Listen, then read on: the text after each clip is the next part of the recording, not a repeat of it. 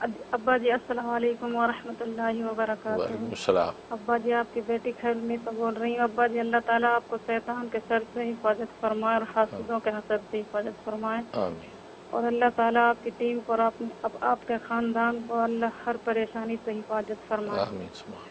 अब्बा जी मैं कुरान में सूरह फतह और सूरह मोहम्मद की जो सूरत है अब्बा जी मैं उसको पढ़ती थी, लेकिन फिर मैंने उसको छोड़ दिया इसलिए कि ज़्यादा अमल हो गया।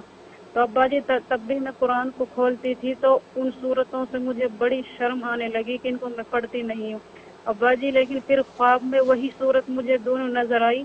उनने ये कही कि दुनिया में तू हमको मत छोड़, आखिरत में हम तेरे को नहीं छोड़ेंगे। तो अब्बा जी तब मैं कुरान खोली तो मुझे ऐसा महसूस हुआ कि ये सूरत मुझसे बात करती हैं और ये पूछती हैं कि तू हमको क्यों नहीं पढ़ती।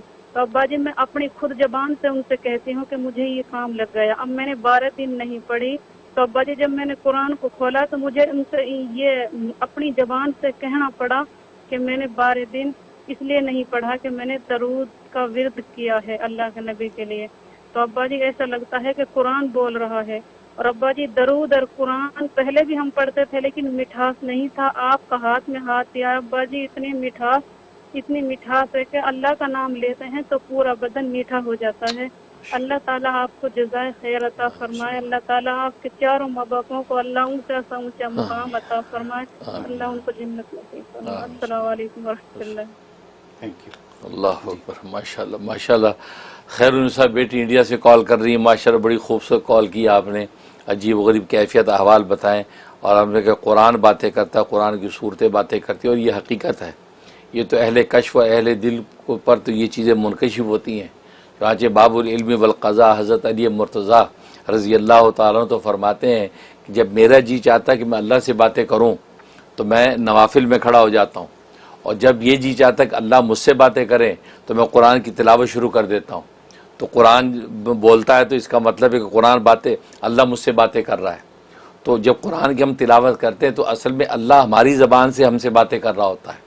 हम तिलावत कर रहे हैं तो असल में अल्लाह हमारी ज़बान को इस्तेमाल करके अल्लाह हमसे बातें कर रहा है, यानी हमें खुद सुना रहा है और हम सुन रहे हैं। और वही कैफियत कभी अहले दिल अहले कश्फ पर ज़ाहिर हो जाती, जैसे आप पर ये ज़ाहिर हुई कि वो सूरतें गोया कि आपसे बातें कर रही हैं।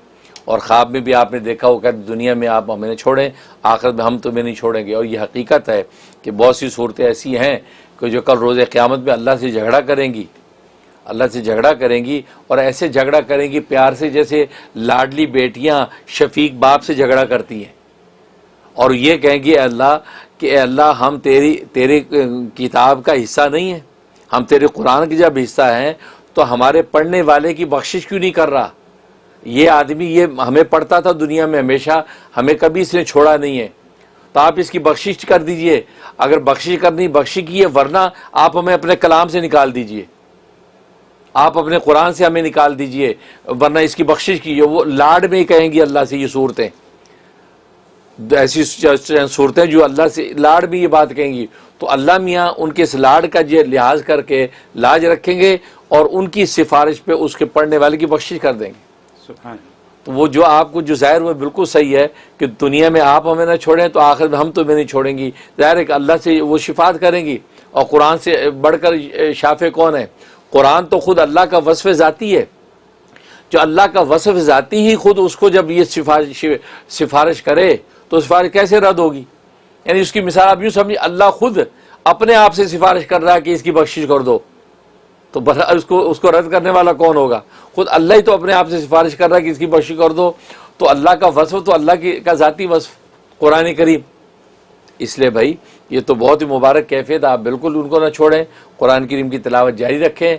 और सलात व सलाम को जो लुत्फ़ आपको मिला है और जो है वो मेरे ज़रिए से आप हज़रात की जो कैफियत बनी है, ये सब मेरे लिए भी अल्लाह सदका जारिया बनाए और इसको आगे से आगे बढ़ाए और ये पूरी उम्मत के अंदर अल्लाह इसके अनवारात को फैला दे।